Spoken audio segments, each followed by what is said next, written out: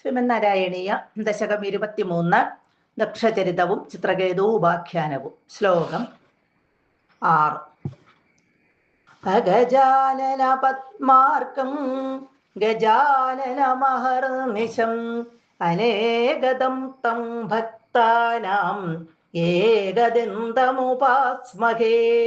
സരസ്വതി നമസ്തുഭ്യം വരദേ ജ്ഞാനരൂപിണി വിദ്യാരംഭം കരിഷ്യാമി സിദ്ധിർഭവതു may സദാ. ഗുരുർബ്രഹ്മ ഗുരുർവിഷ്ണുർഗുരുർദേവോ മഹേശ്വര ഗുരുഃ സാക്ഷാത് പരം ബ്രഹ്മ തസ്മൈ ശ്രീ ഗുരവേ നമഃ. ഓം നമോ ഭഗവതേ വാസുദേവായ.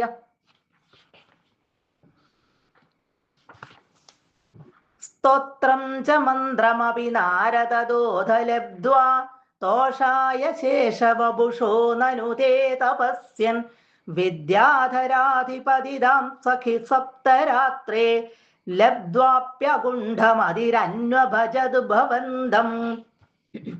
കഴിഞ്ഞ ശ്ലോകത്തിൽ നമ്മൾ കണ്ടു, പുത്രദുഃഖത്താൽ തളർന്നു കിടന്ന ചിത്രകേതുവിന്റെയും കൃതദ്യുതിയുടെയും മുന്നിലേക്ക് നാരദനും അങ്കിരസും കൂടി വന്നുയർന്നു. നാരദൻ തൻ്റെ ആ യോഗവിദ്യ കൊണ്ട് ആ ജീവനെ വിളിച്ചു വരുത്തി ആ ജീവനോട് പറഞ്ഞു, ഈ അച്ഛനമ്മമാരുടെ ദുഃഖം നീ തീർത്തു കൊടുക്കുക, ഈ ശരീരത്തിൽ പ്രവേശിച്ച് നീ സുഖമായിട്ട് ജീവിക്കുക.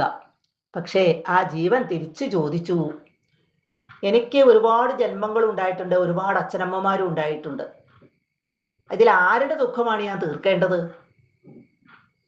ഇത് കേട്ടപ്പോൾ രാജാവിന് തൻ്റെ ആ അറിവില്ലായ്മ മനസ്സിലായി. കാരണം ജീവൻ എന്ന് പറയുന്നത് സ്ഥിരമായിട്ട് നിൽക്കുന്ന ഒരു കാര്യമാണ്. അതിന് പല ശരീരങ്ങളും ഉണ്ടാകും, പല അച്ഛനമ്മമാരും ഉണ്ടാകും.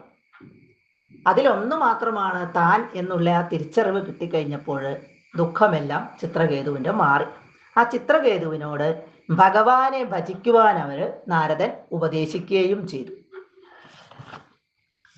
അഥ അനന്തരം സ ഹി, ആ ചിത്രകേതുവാകട്ടെ നാരദനിൽ നിന്ന് സ്തോത്രം ച, സ്തോത്രവും മന്ത്രം അഭി, മന്ത്രവും ലഭിച്ചിട്ട് നാരദൻ ജപിക്കേണ്ട മന്ത്രവും സ്തോത്രവും ഒക്കെ ചിത്രകേതുവിന് ഉപദേശിച്ചു കൊടുത്തു.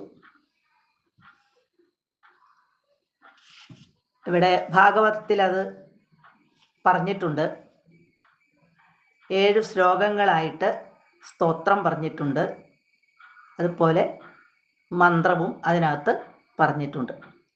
അപ്പൊ ചിത്രകേതു അതെല്ലാം കിട്ടിയിട്ട്, നാരദനിൽ നിന്ന് ഇതെല്ലാം കിട്ടിയിട്ട് ശേഷവപുഷ, ആദിശേഷന്റെ ശരീരം സ്വീകരിച്ചിട്ടുള്ള ആദിശേഷമൂർത്തിയായ തേ നിന്തിരുവടിയുടെ തോഷായ, സന്തോഷത്തിന് മാത്രം വേണ്ടി നനു, ആ സന്തോഷത്തിന് മാത്രം വേണ്ടി, തോഷായ നനു, സന്തോഷത്തിന് മാത്രം വേണ്ടിയിട്ട് തപസ്യൻ, തപസ്സു ചെയ്ത് ആദിശേഷമൂർത്തിയായ ഭഗവാനെ സ്മരിച്ചുകൊണ്ട് ഇവിടെ ചിത്രകേതു തപസ്സു ചെയ്തു.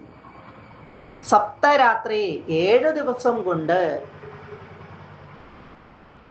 7 ദിവസം ഭജിച്ചപ്പോഴേക്കും വിദ്യാധര ചക്രവർത്തി സ്ഥാനം, വിദ്യാധരാധിപതിതാം, വിദ്യാധരന്മാരുടെ അധിപതിയായിട്ട് വിദ്യാധര ചക്രവർത്തിയുടെ ആ സ്ഥാനം ലബ്ധ്വാ അഭി, ലഭിച്ചുവെങ്കിലും അകുണ്ഠമതി, മടുപ്പ് കൂടാതെ, മതി ബുദ്ധിയാണ് ഇവിടെ, ഒരു മടുപ്പും കൂടാതെ ഭവന്തം അന്വഭജത്, ഇവിടെ ഭഗവാനെ നിന്തിരുവടിയെ അന്വഭജത്, ഭജനം തുടർന്ന് ഭജിച്ചു.